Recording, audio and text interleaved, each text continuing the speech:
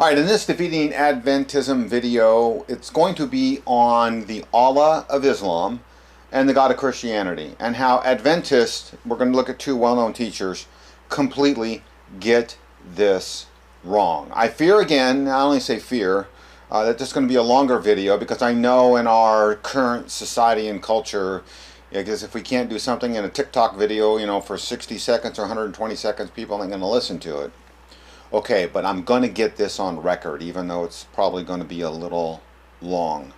So the question really to ask is, the Allah of Islam the same God of Christianity? We're going to look at two well-known celebrity Adventists, and I hate to use the word teachers because they're such horrible teachers. We've already looked at John Carter before in previous videos. We can already see that he doesn't know how to read and interpret the Bible. We're going to look at a new teacher we haven't looked at before, a guy named Dwight Nelson. Both of these are prominent pastors, have had their messages, TV shows, etc. on the Hope Channel, the Three Angels Broadcasting Network, etc. So we are going to start with number one, which is going to be Dwight Nelson. But before we do, let me show you some of the books you're going to see. You are going to see the English translation of the Quran by Drs. Muhammad Mushakan and Drs. Halali. We are going to look at a volume. This is of a 9-volume set of the Sahih al-Bukhari Hadiths of Islam. We're also going to look at Dwight Nelson's book called The Chosen. We are going to look at a quote by Martin Luther. It's a fantastic quote. This is volume 2 of a 3-volume set on what Luther says. You're not going to see this book quoted, though I may quote its concept if I don't forget. It's called Islam and Dehemitude. A dhimmi is another word often used within Islam. We got another volume of Sahih al-Bukhari. This is volume 5 of the Hadith set.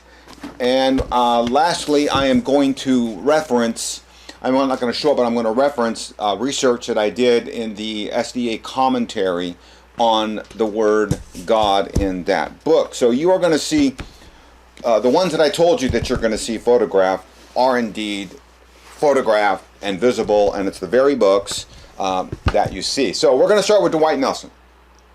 38 years a pastor, right? Senior pastor, Andrews University, Pioneer Memorial Church.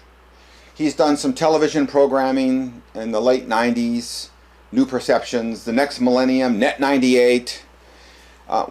So in other words, my point is, I'm just not pulling some unknown Adventist pastor laboring in the trenches in, Dirtwater Town, America. No, this is Dwight Nelson at Andrews University, Pioneer Memorial Church. Been a pastor for 38 years, etc. We're going to look at a sermon that he did, December of 2006, called Star Rising Over Islam.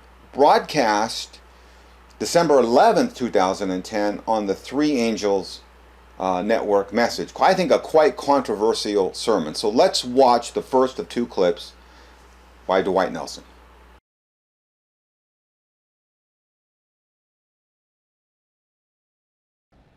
And that instead of alienating the children of the East with our anti-Islamic rhetoric, we ought to be at the forefront of a movement that seeks to share with them the light that shines upon both of our communities of faith. I recently listened to a series of CDs, lectures given by the late Dr. Robert Darnell, a member of our community of faith, an expert in Islamic studies, an anthropologist, in which he carefully chronicled how, in fact, the Quran teaches the seeds of every divine truth that you and I embrace. The seeds are all there. It was Darnell's lifetime mission and conviction to cultivate those seeds in dialogue with the children of the East. And in an hour of history, when the West is turning against those children, ought we not to be the first to raise up our voices in their behalf? All right, did you hear what he said? Islamic rhetoric and the seeds of divine truth that are in Islam, seeds of divine truth. I hear this all the time. This Islamic rhetoric comment, that is. And it typically means anybody who teaches against Islam or exposes Islam as a false religion, not to do that. Well, you know what? Here I'm going to do it. I'm going to help Dwight Nelson out. The Quran is a false book. Muhammad is a false teacher. Islam is a false religion. So, don't we expose false teachings? He's trying to cozy up to them. We should be exposing them. Well, you know what? I'm in good company here in this case because I'm going to show you a quote here in this book by Martin Luther. Let's look at his book now. We're going to look at what Luther says. This is volume 2, copyright 1959. We are going to look on, you can see this page here. We're going to look at 2 sections of it in red. Let's look at the first, pages 960, 961. Let's look at page 961. What does Luther say of the Quran? When that Mohammedan monstrosity, that's maybe Islamic rhetoric, right? The Quran is at its best. It is nothing but a sausage stuffed with sentences mixed together in confusion from the law and the gospel. For both the Jewish and Mohammedan fanatics have picked from the scripture whatever served their institutions and the flesh. We're going to look at the next quote here from Martin Luther. This quote came as Europe was putting together in 1543 a Latin translation of the Quran. So here's what Martin Luther has to say about that Latin translation of the Quran. I am convinced that nothing more irksome and harmful could be done to Muhammad or the Turks, more than with weapons, than the publication among Christians of the Quran. By reading it, Christians may see what an utterly accursed, shameful, wretched book that it is, full of lies, fables, and abominations. Therefore, my kind and Christian petition to you, my gracious and dear sirs, is, be pleased to allow this book freely to circulate without hindrance for the glory of Christ, for the good of Christians, to the harms of the Turks and disgust of the devil. Apparently, Martin Luther didn't get Dwight Nelson's message in Islamic rhetoric. Martin Luther, I think, accurately described the Quran. It's an utterly wretched book, and it is. And we're going to look at it. So did you also hear what he said too? He equated Christianity and Islam when he said, it's the light that shines on both our communities of faith. And then he quotes a Robert Darnell, Islamic expert. There is no light that shines on both of our faiths. Islam has no light. So let me just say, I'm an Islamic expert too. And something I don't normally share in my videos is I have a master's degree in humanities, emphasis in philosophy and religion. I did my master's thesis on English translations of the Quran. I have a larger English translation of the Quran library than the Library of Congress in the United States. You can go back on some of my videos. You can see where I've done a couple videos where I've actually showed my whole Quranic translation library. I did it for some apologists, some Christian apologists actually in Malaysia is where we were doing this at. I'm going to show you here, what you'll see here, and you'll probably hardly ever see anywhere. These are the first 4 English translations of the Quran. This is the first one done in English in 1649 by Alexander Ross. But these are the first 4 English translations of the Quran. You know what's unique about the first 255 years of Quranic translation? It's this. Those Qurans that you see here were published by Christians, for Christians, to do exactly what Martin Luther said, expose Islam. Now, in 1905, we have our first Quranic translation done by a Muslim into English, and for different reasons. But for the first 255 years of Quranic translation, it was done to, as Martin Luther said, expose this wretched book that it is. So let's look at this.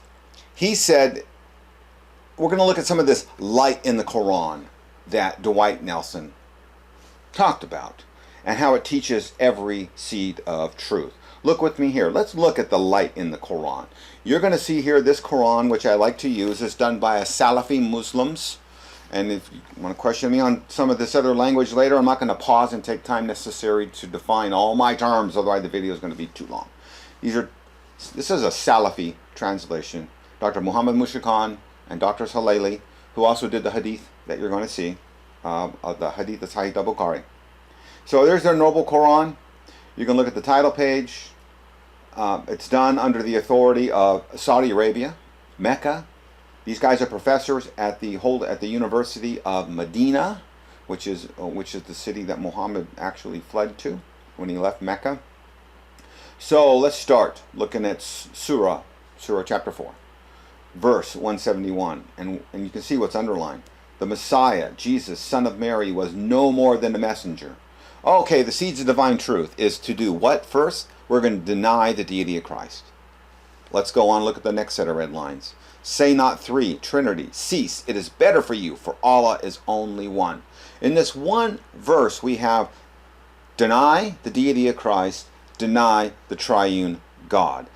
So is that the seeds of divine truth in the Quran that Dwight Nelson is talking about?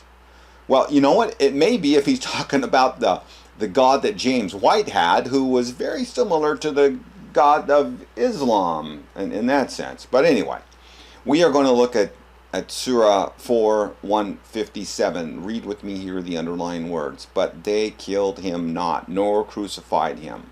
So now we're going to deny the crucifixion. But what happened? It says, but the resemblance of Jesus was put over someone, I said another man, and they killed that man. So Islam denies the crucifixion. Here's another one I think is actually funny. So Dwight Nelson wants to say the seeds of every divine truth. Oh, so when did Seventh-day Adventists start accepting the doctrine of hell? Let's look at the Quran here in Surah 19, 71 and 72. It says, there's not one of you but will pass over it. This is called the Sirat verses, by the way, S-I-R-A-T. I don't think, no, it's not on screen in front of you, but that's what they're called, believe me.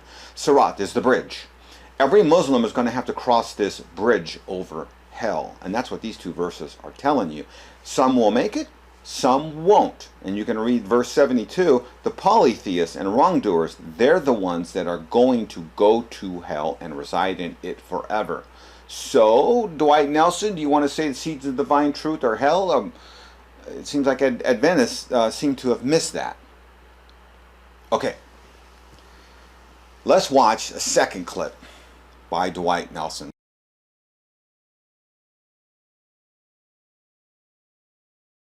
For what if? And by the way, the story of Christmas would hardly let us do otherwise, would it? What if the Spirit, the mighty Spirit of Allah, by the way, I got some letters from viewers after that last teaching, and one viewer said, don't you know that the name Allah is a name for Lucifer? Oh, I hope you never embrace that. Allah, listen carefully now, Allah is closer to Elohim, the Hebrew name for God, than is our English word God. In fact, hold on to your seats. The English name God is a Nordic pagan god. We've taken a pagan god's name and we said, that's the name of our God. And we all call him God. That's a pagan. It's a Nordic pagan myth. So don't you ever get pushed into the corner where you're saying, Allah is a demonic name. Allah is the name of the living God. Allah is the creator of the universe. Allah is the God of Abraham, Isaac, Jacob, Ishmael, Jethro, Job, and even Balaam. All right, so you heard what he said? The mighty Spirit of Allah.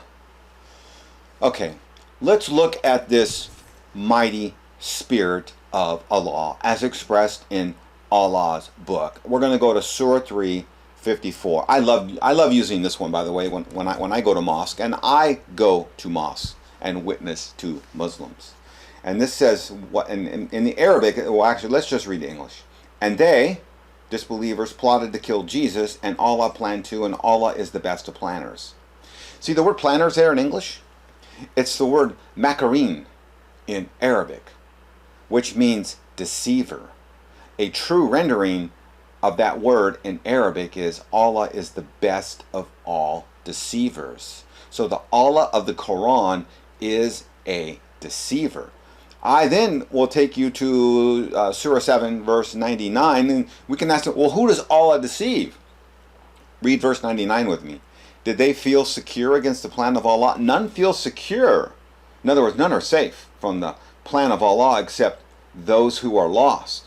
In other words, you can only be deceived by Allah if you believe in Allah. By the way, Christians, if you want to witness to Muslims, remember those two verses. I use these all the time at a mosque. Because I say, yeah, your Allah is the greatest of all. Makarim.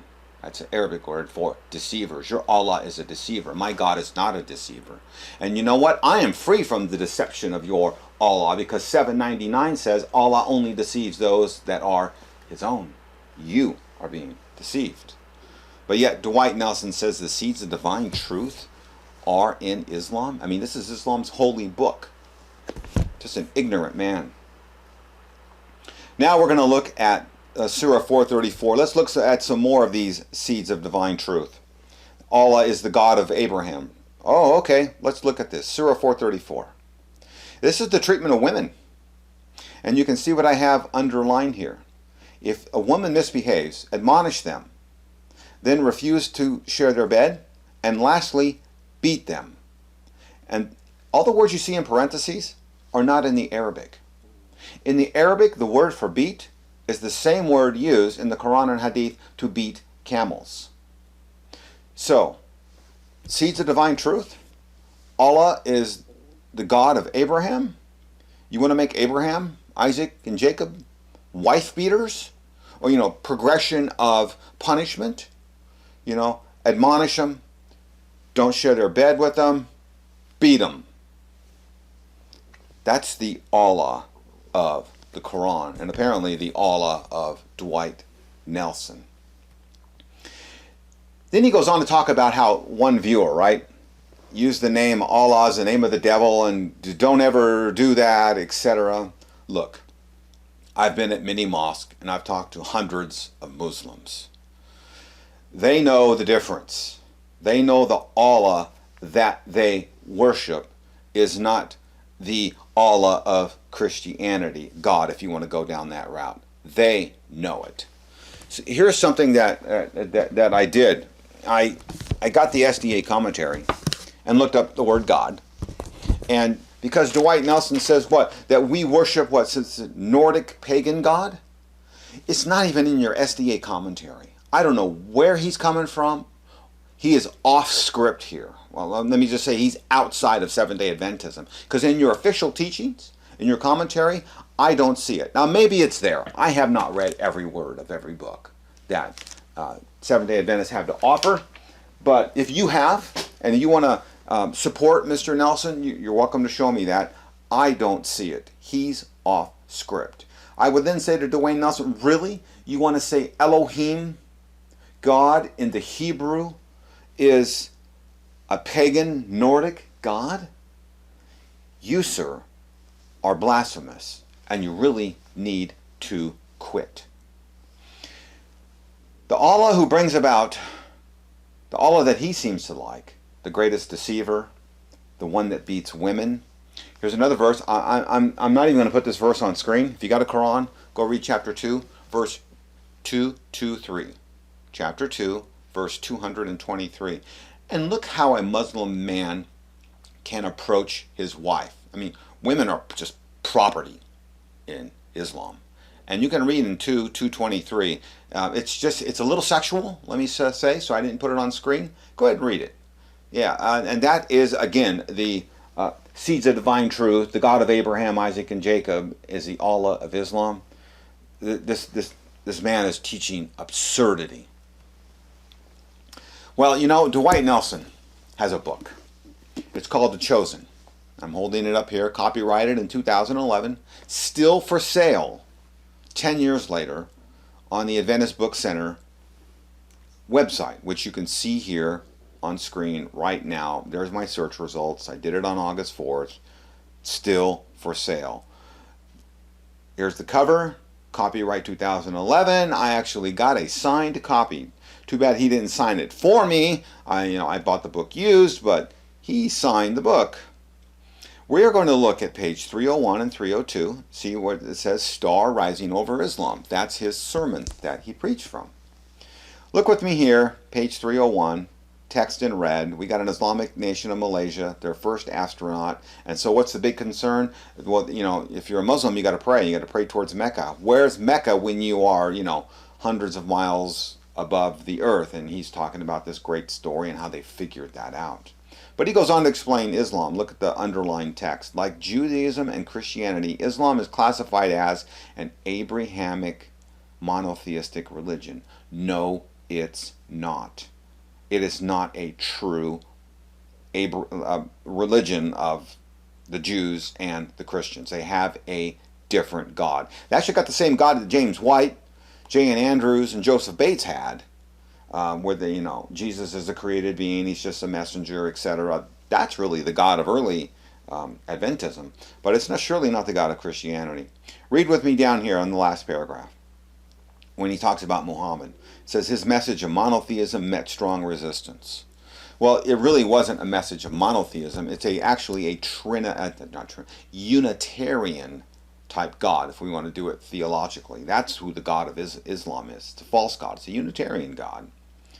And then he says that his forces, that he retook Mecca. No, I'm sorry, Mr. Nelson, he didn't retake Mecca. He never took Mecca. He fled from Mecca to Medina, and then when he got power in his religious followers, he basically marched into Mecca and took it without, we'll say, firing a shot. And then he talks about his visions are codified in the Quran. But lastly, read this last sentence. Could it be that into the darkness of paganism, God ignited a faint light of truth? No, he didn't. There is no truth in the Quran. The Quran is a false book. Muhammad is a false teacher. Islam is a false religion. Something that Dwight Nelson needs to learn how to say. Let's look here on page 302 of his book. He goes into the story of Hagar. And then on the very bottom, you can see what? Did God intentionally plant the seeds of divine truth, destiny, and the story of the birth of Ishmael and the Arab people? Well, let's go down to the last part of it here.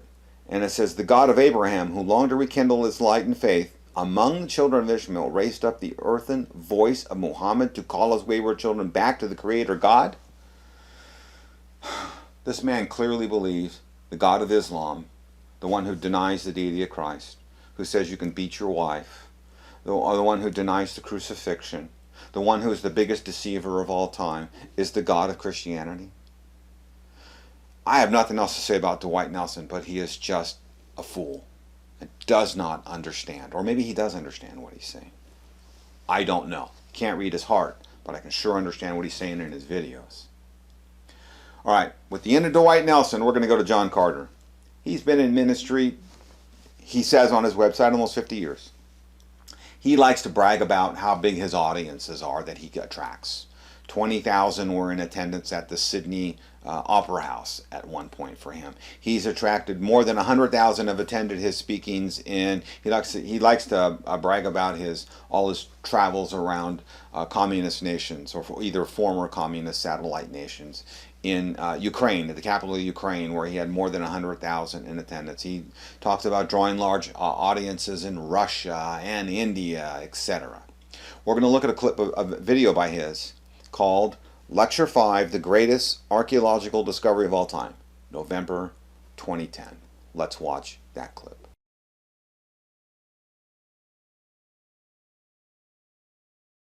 Allah, God, the undisputed and incontestable Lord of the heavens and the earth, and all that is found between and beyond it, bless you and your family with the best of this world and the hereafter, for your advocacy of reconciliation among mankind and their respective religions.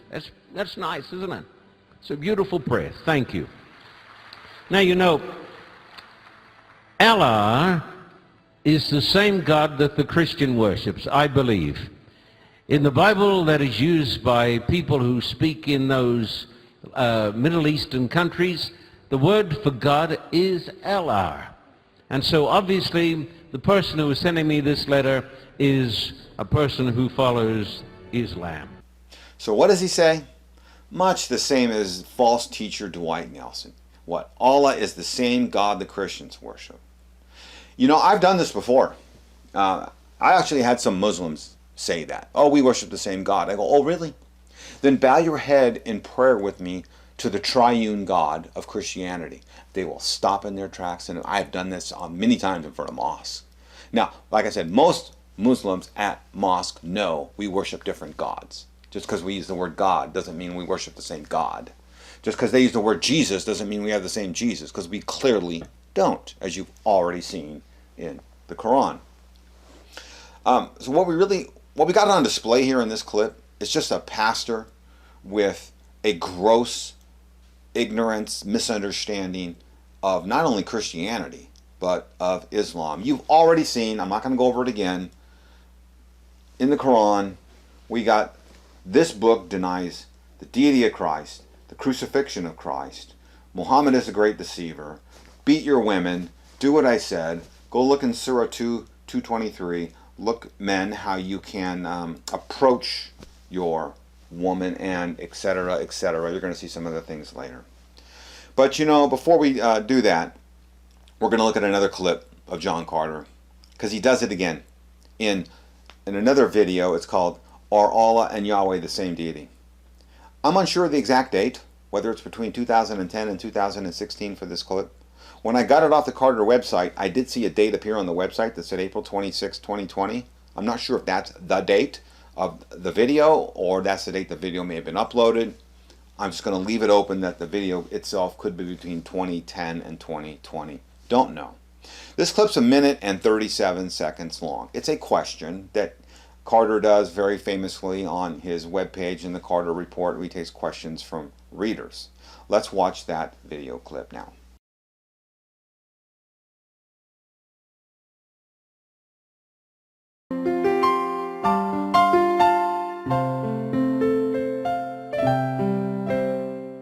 Here is a question from Peter to the Carter Report website.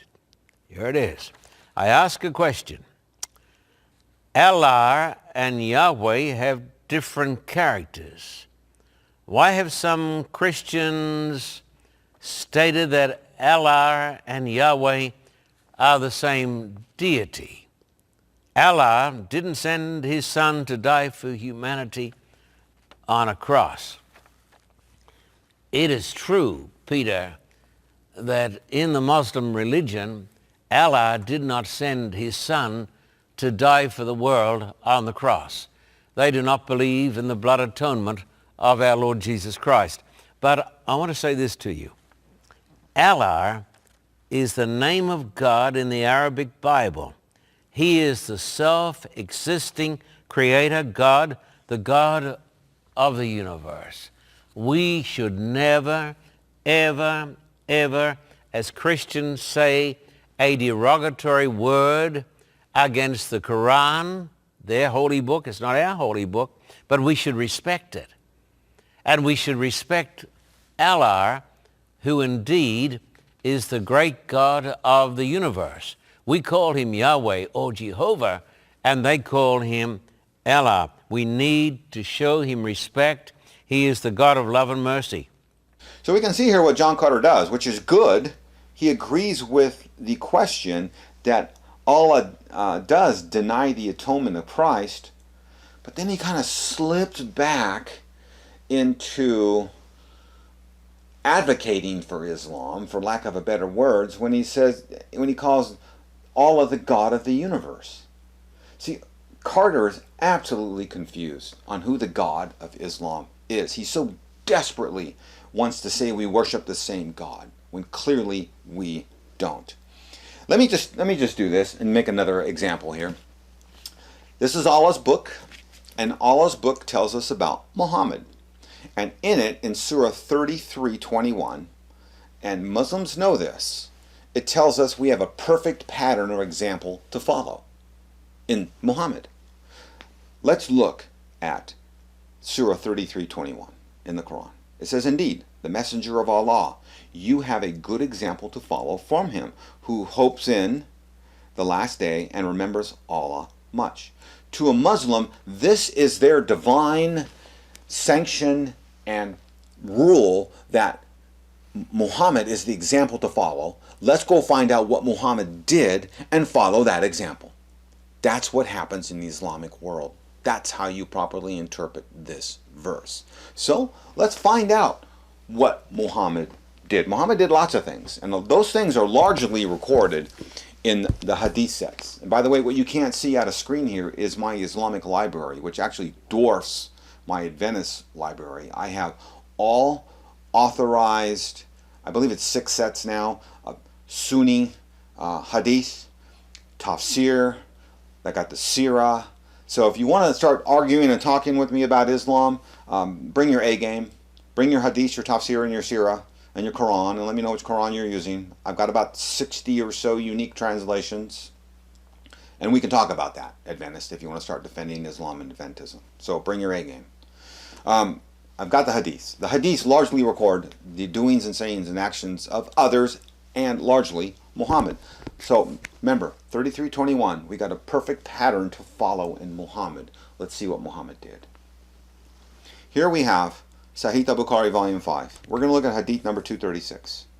What did Muhammad do? He married Aisha. That's his favorite wife, by the way. When she was a girl of 6. Muhammad's 50 years old at this time, okay? He married Aisha when she was 6, consummated that marriage when she was 9.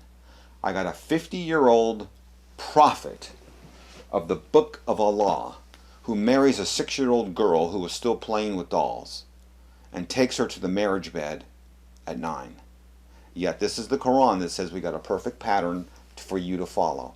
This is the Quran that Dwight Nelson and John Carter say is the God of Christianity. I don't know about you, but my prophet, Jesus, says anybody that harms one of these little children is going to be in serious trouble. The prophet of Islam consummates a marriage bed at 9 and marries them at 6. Just saying. Then he goes on to say that SDAs are never to say a derogatory word against the Quran. Well, you know what? You already saw what Martin Luther said in that book. What a wretched and cursed book that it is. I think Martin Luther missed that memo from John Carter. But you know what the SDA do? This is so funny. So here's John Carter pleading, don't say a derogatory word against Islam. But what does the SDA do? They will say a derogatory word against Christians all day long. After all, I'm going to get the mark of the beast because I am worshiping on Sunday. And I'm not observing the Sabbath. So I'm going to get the mark of the beast. By the way, if you're a Muslim, you don't get the mark of the beast because you don't worship on Sunday. You worship on Friday. So you're safe. You'll never get the mark of the beast in SDA. But SDAs will say derogatory things against Christians. Look with me here. Just one example of probably hundreds I could get. December 10th, 1903. Alan White is still alive. Page 21. We're going to look at this bottom section. And what does it say down there? Just as long as apostasy is in this world, Sunday will be the mark or sign of apostasy. Well, you know, that's speaking pretty negatively against Sunday keepers, right? And that's what that's what Seventh-day Adventists are excellent at doing. So, don't speak about Islam, but, you know, we can call Christians. By the way, even SDAs call me an evangelical Christian, a member of a cult. Interesting. Seventh-day Adventists, when I'm on YouTube, will just literally flail their hands in the air and run around with their hair on fire if anybody calls SDA a cult. But yet the SDA, they call all kinds of people cults and groups. And evangelical Christians are just one of them. Go ahead, challenge me on that, SDA, and then you can look at the quote and deal with it. So then he says, Allah, well, he cracks me up because he's A-L-L-A-R. He can't say Allah. He says, Allah is the great God of the universe. And we got to show him respect because he's the God of love and mercy. I went, Allah is the God of love and mercy? I'm going to show you the love and mercy of Allah. Look with me here. We're going to look at a really famous surah in the Quran, Surah 929, which says this. This is direction to Muslims. Fight against those who believe not in Allah. But that's pretty clear. You don't believe in Allah, fight them. And we know who Allah is. You can't say Trinity. You got to deny the deity of Christ, etc. And he says, look at the next set of underlined words. And those, we're going to fight those who acknowledge not the religion of truth. In other words, you don't acknowledge Islam, we are fighting you. And among the people of the scripture, and that's Jews and Christians, we're going to fight you until you pay the jizya. Carter doesn't know what the jizya is. I know what the jizya is. This book here, like I mentioned earlier, Islam and Hadith. Fantastic book. Her name is Bat Yor. That's really not her real name, by the way. She's an Egyptian woman. I've met her. She signed this book to me. I met her personally. Jizya. So, worship Islam or pay the jizya with willing submission. I'm going to give you some stories that come out of this book. She documents the payment of the jizya, the payment of non-Muslims to Muslims, and they would do things like this. They would first of all make you come and make your payment. You can't walk. You would have to grovel on your knees. Do not lift up your head and make eye contact with the Muslim. And in the Middle East, most men had beards. The Muslim would come to that Jew or Christian and pull on their beards harshly, hit them very hard on the back of the head and very hard, and make them feel in submission when they pay the jizya. You just don't waltz up there and open up your leather purse and drop a few coins in. The jizya was a hugely burdensome wealth tax that they would have to pay for the protection. That's what Muslims call it, the protection of Islam. So when you hear people like Carter talking about Muslim protected Christians for years, you think about the jizya, because that's what was going on. Carter doesn't even know what I'm talking about right now. He doesn't even understand anything about the Arabic, the history, etc. So, with that, we are going to look at Hadith. Hadith, Sahih al-Bukhari, Volume 4, Hadith 196. What does Allah's Apostle say? Allah's Apostle says, I've been ordered to fight with the people till they say none has the right to be worshipped but Allah. So there you go. You have to worship the God of the Quran. You're not going to go to a church and worship a triune God. You better worship the God of the Quran, because they're going to make you pay the jizya, which most people can't pay anyway because it's so high. So either you convert or you die. You convert or you're going to get into a fight with Islam, and you're going to have to fight for your life, and you're dead. That's it. Then he goes and talk about an account of an SDA pastor in some unknown Islamic country where his house was attacked because he was a Christian. Oh gee, we just read that, didn't we? In both the Quran and the Hadith. Fight them until they submit. It's in the holy books.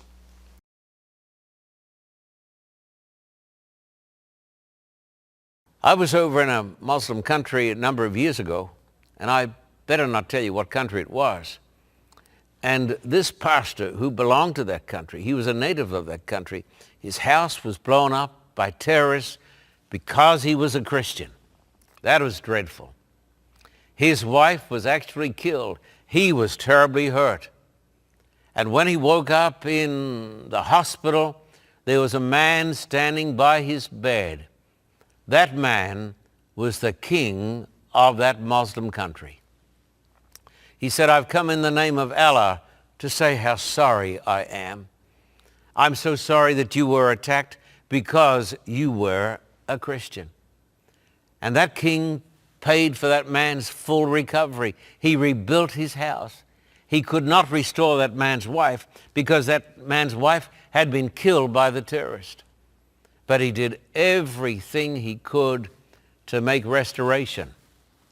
And he was a Muslim. And he was a man full of love and full of compassion. I just want to say today, Muslims should stop attacking Christians, and Christians ought to stop attacking Muslims. And I'm talking about verbally. We ought to realize that we are the children of the one great God who loves us. And then he goes on to laud this king of this nation who comes in and, makes a financial restitution to this guy. I encounter Muslims like this sometimes too. These are two kinds of Muslims. It's either a Muslim who is actually not even following his own religion, which says, fight the unbelievers until they submit. That's true Islam. If you encounter a Muslim who is not doing that, you are encountering a Muslim who is not following his faithful religion. Thank goodness many of them don't do that. Don't follow their religion, that is. Because if they were, that's what they'd be doing. And the Muslims that attacked this Christian pastor's house that he talks about, that's what they were doing. They're faithfully following the Quran. This king is not faithfully following the Quran. Or he's engaged in something else. which Carter, I'm sure, is absolutely clueless about. It's called Taqiyya. That's the Arabic word, Taqiyya. Taqiyya is deception. And when you are presenting yourself or Islam to others, in Islam it is permitted to lie, to deceive. So this king is either doing one of two things. He's either engaging in Taqiyya, deception, to this pastor to try to win over the image of Islam, or he is actually truly, he's not engaging in Taqiyya, he's just ignorant of his own followings. He's not really following the writings of the Quran and the Hadith. But Carter doesn't know that. Then Carter says what? That we Christians, we need to stop attacking each other. Christians and Muslims stop attacking each other verbally. He implies that we all worship the same God. He is absolutely wrong. We, as Christians, and I do it all the time, I've been to mosque, I've handed out tracts, I've been to mosque on Fridays, greeting Muslims when they come out of their prayer. And there might be 5, 6, or 8 of us and 300 Muslims coming out after prayer, and we're out there handing out tracts. And by the way, yeah, when I do that, I'm carrying my Qurans and my Hadiths and my tafsirs with me, because I dialogue with the Muslims, because I tell them they have a false book, a false prophet, and a false religion. At least one of us here, Dwight Nelson and John Carter, at least one of us here has the courage to say that and to recognize that. All right. I really wonder how these SDA pastors got away with this and are getting away with this. Hello, calling Ted Wilson, where are you? You got SDA pastors on official SDA channels saying the Allah of Islam is the God of Christianity. Where are you? What are you doing? Either you agree with this, or you are just missing and failing in your job of correcting the faith. Ted Wilson, first elected GC president 2010, re-elected in 2015. Going to have another election his term ends in 2022, going to have another election. He's either going to what? Quit, get fired, resign, retire, whatever. So he may make it again if he decides to run and if they decide to elect him. I'm thinking, where is leadership reining in its heretical pastors out there? Could it be that they've never actually met each other? The answer is no. Let's look here. Here's Dwight Nelson at the podium. And who's sitting on the podium with him? None other than Ted Wilson. And this is in 2010. Obviously, Ted knows Dwight. How about the next one here? Look with me here. John Carter. Here he is at what looks to be a very private dinner engagement. There's Ted and John sitting within arm's reach of each other in November of 2017 as John Carter is making one of his returns from Russia. Look with me here on screen. What do I have? I got Ted Wilson. I'm not aware of any rebuke or discipline of these guys. If you are, do let me know. I'd like to know that. Because absent that, this is my comment. I have from Ted Wilson a tacit acceptance of these teachings. That his silence is telling me his affirmation of it. Dwight Nelson, Allah is the God of Abraham. John Carter, Allah is the God of the universe. This is absolutely absurd. So with that in mind, I gave everybody here new names. Dwight Nelson, he's no longer Dwight Nelson. He's Hamid Nelson. Hamid. The meaning is one who praises Allah. Loving God. He's a praiser of Allah. Mullah Wilson. Mullah, Imam, we could also say, is a leader. Is a name for that. It's a leader, Lord. And Bashir Carter. Bashir he's the shining, bright, illuminating light of Islam. So I just gave these guys new names. Hamid, Bashir, and Mullah Wilson, because they seem to have such an affinity for the false god that is in Islam. But you know what? Unfortunately, with Seventh-day Adventists, it doesn't stop, nor did it actually even start here. Look with me here on screen. Focus Magazine, Andrews University, summer issue of 2009.